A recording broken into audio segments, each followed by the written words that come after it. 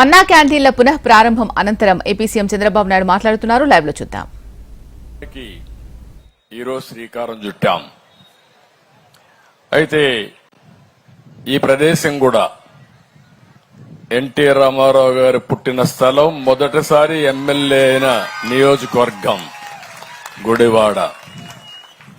Telugu Desam party ఎప్పుడూ గుడివాడకు రుణపడి ఉంటుంది, దాంట్లో అనుమానమే లేదు.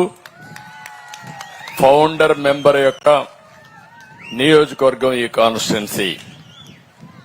అలాంటి నియోజకవర్గంలో ఈరోజు అన్నా క్యాంటీన్ పునఃప్రారంభించే దుర్మార్గమైన కార్యక్రమాల వల్ల మళ్లీ దాన్ని మనం అధికారం రాకపోయి ఉంటే పెట్టేవాళ్ళం కాదేమో గాని ఈరోజు మళ్లీ ప్రారంభించాం. ఈ గుడివాడలో 3 క్యాంటీన్లు పెట్టాలనుకున్నాం, ఇప్పుడు 2 రెడీ అయినాయి. తొందరలో అది కూడా ప్రారంభిస్తాం. ఎన్టీ రామారావు గారు పుట్టిన ఈ స్థలంలో ఎవ్వరు కూడా తిండి లేదనకుండా ప్రతి ఒక్కరిని ఆదుకునే బాధ్యత తెలుగుదేశం ఎన్డీఏ ప్రభుత్వం తీసుకుంటాం. అయితే 4వ సారి నేను ముఖ్యమంత్రి, ఎన్నో కార్యక్రమాలు చేశాను.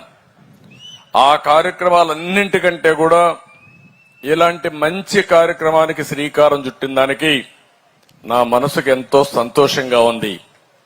మీరు ఒక్కసారి చూస్తే ప్రతి ఒక్కరం బతికేది జానుడి పొట్ట కోసమే.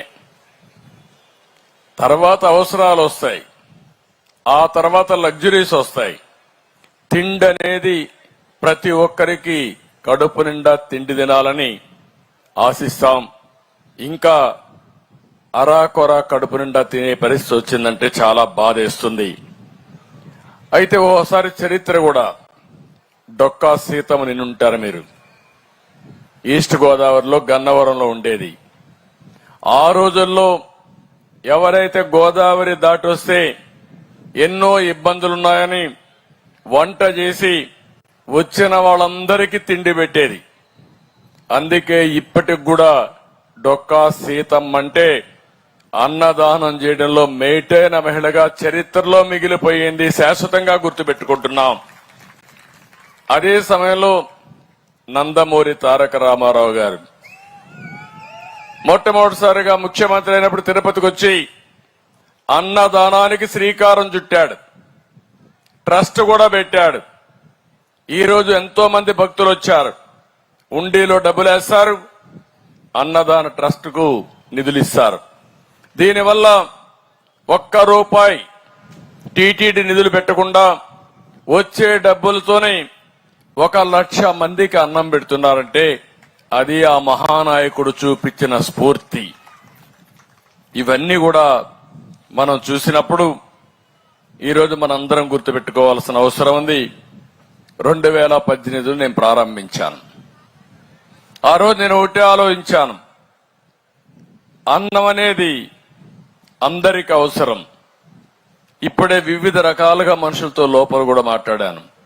ఒక ఆటో డ్రైవర్, ఒక పుష్ కార్ట్ తోలుకునే వ్యక్తి, ఒక బట్టలు అమ్ముకోవడానికి ఊరూరు తిరిగే వ్యక్తి, లేకపోతే చెప్పులు కుట్టుకునే వ్యక్తి, రోడ్డు మీద చెప్పులు కుట్టుకుంటూ బ్రతికే వ్యక్తి, లేకపోతే ఎక్కడనో షాపుల్లో పనిచేసి అరాకొరా జీతంతో జీవితం సాగించే వ్యక్తులందరినీ కూడా నేను విన్నాను. ఇక్కడ కూడా మీరు చూశారు. అవన్నీ చూసిన తర్వాత వాళ్ళల్లో ఒక ఆనందం ఉంది. మేము సంపాదించే ₹300 లేకపోతే ₹200 ₹100 మధ్యాహ్నం అన్నానికి సరిపోతే కుటుంబాన్ని ఏ విధంగా పోషిస్తానని బాధపడే పరిస్థితి వచ్చింది. అందుకే ఈ రోజు మీరు చూస్తే పూటకు ₹5, ఉదయం ₹5, మధ్యాహ్నం ₹5, సాయంత్రం ₹5 అంటే ₹15తో 3 పూట్ల కడుపు నిండా తిండి పెట్టే పరిస్థితి వచ్చిందంటే అది ఈ ప్రభుత్వం యొక్క దూరదృష్టి అని చెప్పి కూడా నేను మీకు తెలియజేస్తున్నా. ఇంకో పక్కన ఈరోజు మనందరం గుర్తుపెట్టుకోవాల్సింది, ఆ రోజు 203 అన్నా క్యాంటీన్లు పెట్టాం.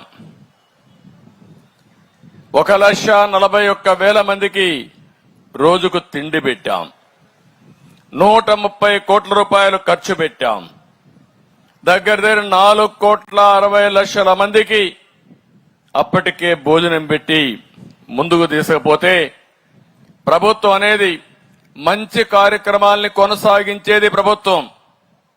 కానీ ఆనాటి ప్రభుత్వం యొక్క విధ్వంస కార్యక్రమాల్లో అన్నా క్యాంటీన్ కూడా బలైపోయే పరిస్థితి వచ్చింది. నాకు ఎన్నోసార్లు చెప్పాం, ఎందుకు మీకు ఇంత కోపం అన్నా క్యాంటీన్ పైన? కావాలంటే మీ పేరు పెట్టుకోండి, ఈ అన్నదానాన్ని కొనసాగించడని చెబితే మీరు పెట్టలేకపోయినా దాతలు వస్తారు, వాళ్ళని వదిలిపెట్టమంటే, వాళ్లకు ఫ్రీగా చేసే అవకాశం ఇవ్వమంటే ఇవ్వకుండా అడ్డం పడే పరిస్థితికి వచ్చారు. కడాన ఏ పరిస్థితికి పోయారంటే చాలా ప్రదేశాల్లో రాజకీయ నాయకులు స్వచ్ఛంద సంస్థల ముందుకొచ్చి అన్నా క్యాంటీన్ ద్వారా 5 రూపాయలకే భోజనం పెట్టాలనే పరిస్థితి, దానికి అడ్డం పడిపోయి చాలా దుర్మార్గంగా ప్రవర్తించారు.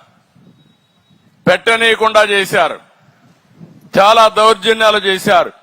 అన్నం పెట్టే వాళ్ళను కూడా పెట్టనీయకుండా అడ్డుకున్నారంటే ఎలాంటి ప్రభుత్వం ఉందో మనం ఒక్కసారి ఆలోచించుకోవాల్సిన అవసరం ఉంది.